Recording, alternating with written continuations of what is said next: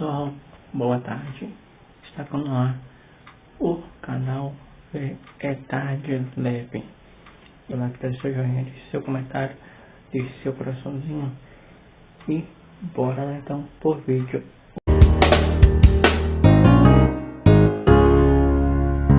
Bem-vindos, amigos! Hoje mais um Meme Explica. A gente chega aqui no Tribunal Superior Eleitoral, o TSE, para falar com a grande personagem desse episódio. Ela que é uma das grandes estrelas da nossa democracia, trabalha com afinco todo o processo eleitoral, já sofreu ataques, mas sempre sai por cima. E vamos conhecê-la pessoalmente. Quer dizer, pessoalmente não, porque não é uma pessoa, é uma máquina no caso.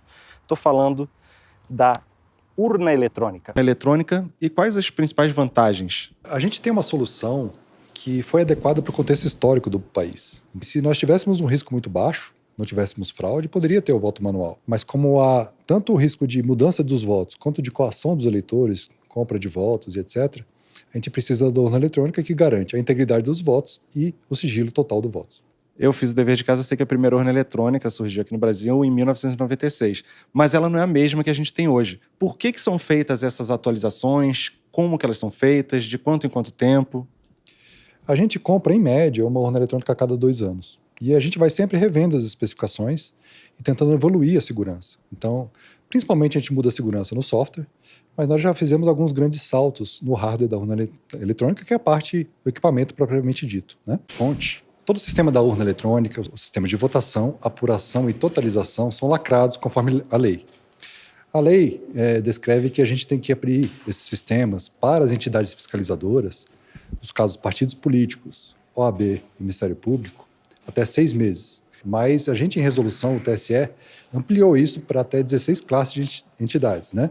Que inclui Câmara dos Deputados, Senado Federal, TCU, Polícia Federal, Forças Armadas, entre várias outras. E explicando para um leigo como eu, no caso, na prática, como é que é? O pessoal senta nesses computadores e aí vai entrando no software?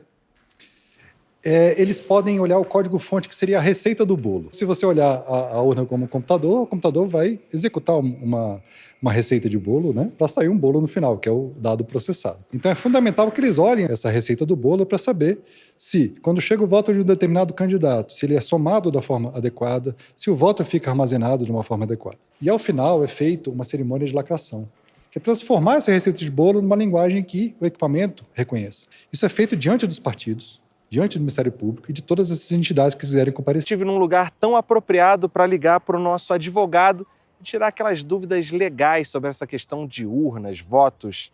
Vamos lá. Oi, doutor Marcelo. Vem cá, existe algum impedimento legal para voltar com o voto impresso? E aí, Fran? Não há impedimento. Existe a necessidade de você seguir uma emenda constitucional, que é de fato um rito muito mais específico, muito mais complexo para alterar uma Constituição Federal. Por exemplo, o quórum, que é a quantidade de deputados que vão votar para alterar essa Constituição. Ela é muito maior.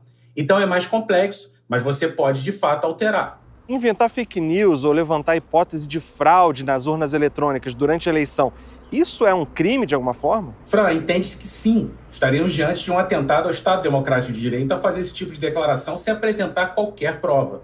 E especialmente quando você faz uma falsa alegação, você está criando uma instabilidade democrática e isso causa um risco, de fato, com esse tipo de grave ameaça. Especialmente quando a gente trata do processo eleitoral, Fran. E é importante registrar que até hoje nunca foi constatada uma fraude nas nossas urnas eletrônicas. Sabia que antigamente dava para votar num macaco como prefeito da sua cidade? Vamos falar agora com o professor Ronilson Pacheco, mestre que vai ensinar para a gente sobre sistema eleitoral e que é brasileiro lecionando nos Estados Unidos, ou seja, vai falar para a gente na teoria e na prática de quem vive e entende sobre eleições no Brasil e nos Estados Unidos. Professor Ronilson, primeiro eu queria que você desse uma apresentação geral do sistema eleitoral americano, que já é complicado, mas eu não quero exatamente essa parte dos colégios eleitorais, dos estados, primárias, nada disso. Eu quero saber sobre o sistema eleitoral na hora que o americano vai votar, por correio, nas ruas, na urna, como é que é isso? Como um brasileiro tão acostumado com as eleições, a votação eletrônica, né, das urnas eletrônicas no Brasil, eu apresentaria o sistema eleitoral americano como uma grande confusão. É super é super confuso, cara. Mas funciona para os americanos. E eu acho que a grande dificuldade aqui é que você não tem um sistema muito uniforme, né? Como você não tem uma instituição como o TSE para poder organizar as eleições de uma maneira geral, assim, única, fica um pouco confuso, porque os estados eles podem intervir muito nas políticas eleitorais. E, Ronilson, a gente ouve também muitas críticas, principalmente do Partido Democrata, sobre como o próprio sistema de votação americano muitas vezes atrapalha que certas comunidades e camadas menos favorecidas da população possam ir votar. De certa forma, o próprio sistema atrapalha aqueles que mais precisariam de representatividade na democracia. Como é que isso acontece? Comparando com o Brasil, os votos que são pensados a partir dos estados, né? Os senadores representam os estados, aí cada estado tem a sua população e tal. Aqui nos Estados Unidos são os distritos, e tem a política eleitoral aqui diz que os distritos eles têm que ser desenhado de uma maneira que ele tenha mais ou menos a mesma população, quantitativamente. Que, dando um exemplo, para ficar mais compreensível, você pode espalhar a população democrata em distritos diferentes, de maneira que aquele distrito, a quantidade de voto democrata ela fique bem menor, e, ao contrário, você pode concentrar uma determinada população, um desenho de um determinado território, você sabe que é majoritariamente republicano, como sendo um único distrito. Então, você aumenta a quantidade de eleitores. Outra coisa que você pode fazer é dificultar o acesso às sessões eleitorais, com os documentos que você exige, por exemplo. Tem estados que exige muita coisa, muita documentação, você tem que estar muito certinho burocraticamente, isso aí tira os ilegais, isso aí tira os latinos, isso aí tira muitos negros. Há uma tendência desse voto ir para o campo mais progressista.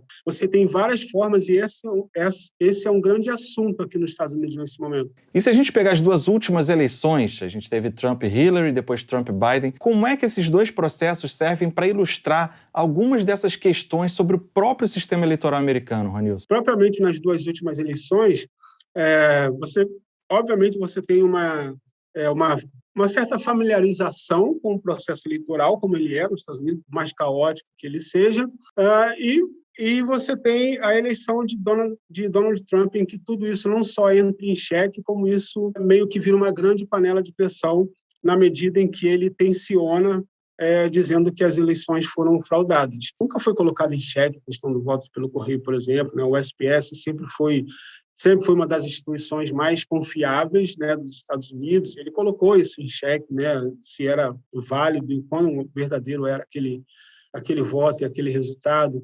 Então, todo esse sistema é colocado em xeque a partir dos muitos apontamentos de fraude, mesmo que não tenha sido encontrado nenhuma, é reconhecido que eles têm muitos pontos de fragilidade. A própria forma do sistema eleitoral acontecer, que faz com que o governo federal cuide apenas das eleições federais, do Senado e da presidência, e deixa os estados livres para fazer a sua política eleitoral como quiser, dependendo da maioria na sua casa legislativa. E, Ronilson, uma última pergunta que é bem direta, mas talvez seja a mais difícil de você responder. Comparando o sistema eleitoral brasileiro e o dos Estados Unidos, qual que você diria que é o mais democrático?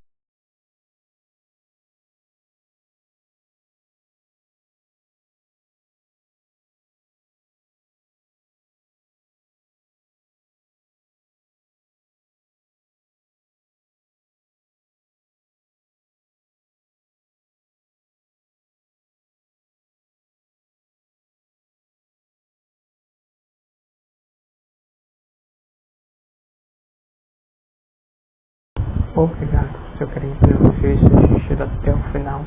Boa tarde, leve, aperta o sininho, se inscreva, aperta o joinha, deixe seu comentário, seu coraçãozinho, porque daqui a pouco, em breve, temos mais vídeos para você.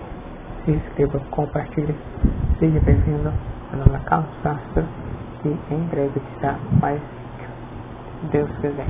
Um abraço, tchau, um cheiro e até em breve, se Deus quiser.